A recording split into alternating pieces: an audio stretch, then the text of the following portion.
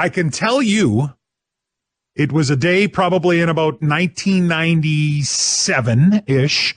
I was working as a frontline police officer, and we got dispatched to a call for service where a group of people were fighting inside of a house. So we go flying to this call early in the morning. It was wet. The roads were wet.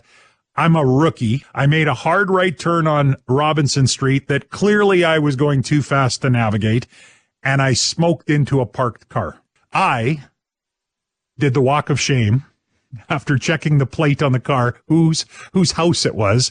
I go walking up to the door. A fella comes to the door in his bathrobe, and he kind of looks at me, and he looks out of the car, and then he leans over his shoulder. He goes, "Hey, Linda, the weather guy just totaled your car." I looked at him, and he goes, Didn't you used to do the weather on Global TV? I said, well, I did, yeah. The Evan Bray Show.